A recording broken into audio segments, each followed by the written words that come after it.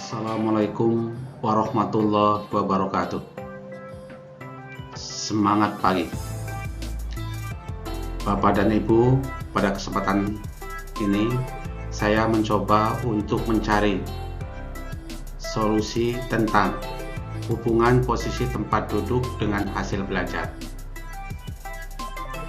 Kurikulum, proses pembelajaran, penilaian proses dan hasil belajar merupakan komponen penting dalam pembelajaran.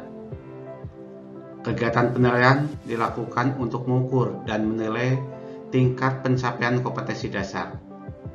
Selain itu, penilaian juga digunakan untuk mengetahui kekuatan dan kelemahan dalam proses pembelajaran. Seringkali kita merasa bangga dengan kenaikan rata-rata dari nilai UN misalnya. Memang itu tidak salah. Berapa sering kita memperhatikan kenaikan nilai individu dan posisi tempat duduk untuk peserta didik kelompok bawah? Yang kita targetkan adalah rata-rata nilai secara global.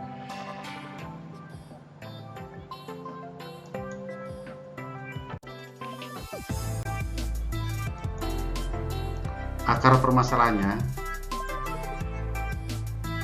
hasil peningkatan nilai penilaian harian atau sumatif yang masih rendah untuk siswa kelompok bawah. Yang kedua, posisi tempat duduk bagian belakang merupakan tempat favorit untuk siswa kelompok bawah.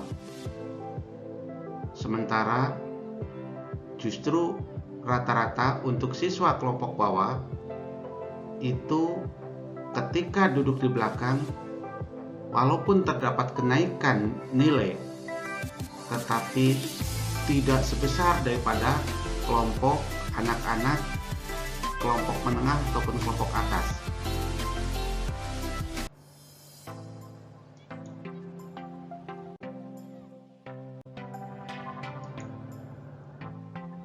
Rumusan masalahnya, yang pertama, apakah posisi tempat duduk mempengaruhi nilai siswa? Yang kedua, di manakah posisi tempat duduk yang tepat untuk siswa yang nilainya kurang atau untuk siswa kelompok bawah? Yang ketiga, di manakah posisi tempat duduk yang cocok untuk membentuk karakter kepribadian siswa? Yang ketiga ini, kita bukan hanya target untuk mendapatkan nilai yang besar atau kenaikan yang tinggi, tapi yang paling utama adalah pembentukan karakter pada diri siswa.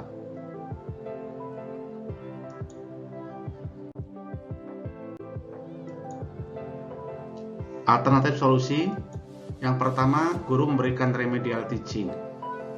Jadi pembelajaran yang selama ini disampaikan secara global diulas kembali kepada anak-anak yang dengan nilai yang masih rendah, dengan cara yang berbeda, dengan pola pendekatan yang berbeda juga kepada anak-anak kelompok bawah ini. Yang kedua, diadakan tutor sebaya. Dengan tutor sebaya ini, maka anak-anak akan merasa enjoy, nyaman untuk bertanya kepada teman. Karena apa? Kalau kepada guru mungkin ada sesuatu yang masih disembunyikan karena merasa malu. Tapi kalau pada teman mungkin lebih fair posisinya. Yang ketiga, menentukan posisi tempat duduk berdasarkan hasil tes. Jadi selama ini kita menentukan anak itu berebut tempat duduk. Yang paling pagi mengambil tempat duduk yang paling menguntungkan di mana saja dia pilihnya. Nah, nanti bukan juga dari guru yang menentukan kamu duduk di sini, kamu duduk di sini, bukan. Tapi dari hasil pretest yang diperoleh. Untuk anak-anak yang nilainya paling rendah, maka akan duduk di posisi paling depan, di depan meja guru.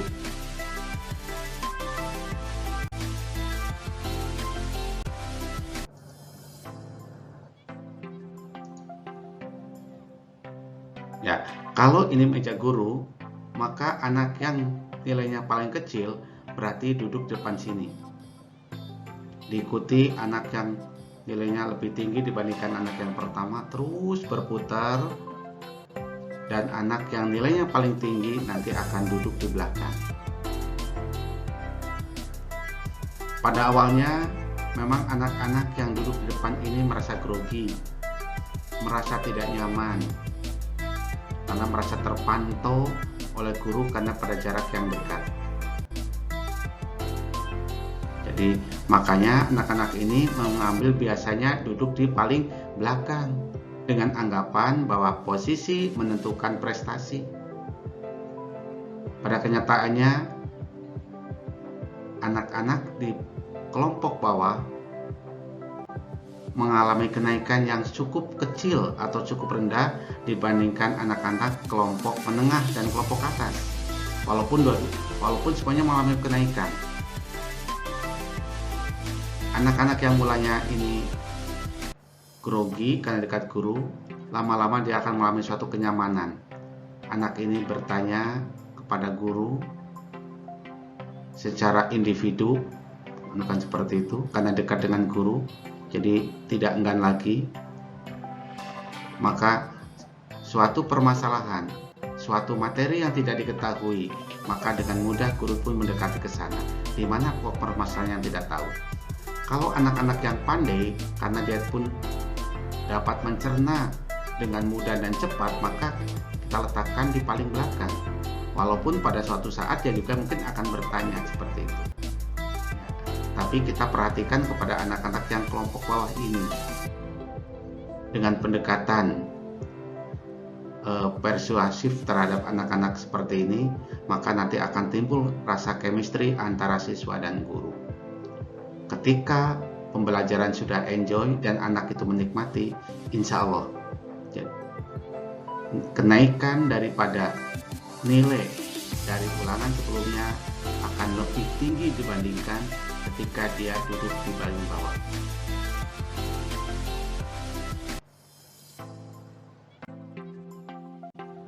Ya.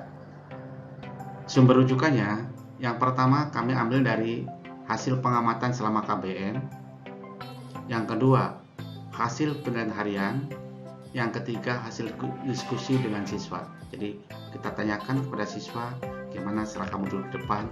Ternyata beberapa siswa pada akhirnya dia merasa enjoy dan merasa menikmati di depan karena lebih fokus dalam pembelajaran. Itu aja yang bisa saya sampaikan. Apabila ada kata-kata yang kurang berkenan, kami mohon maaf yang sebesar-besarnya.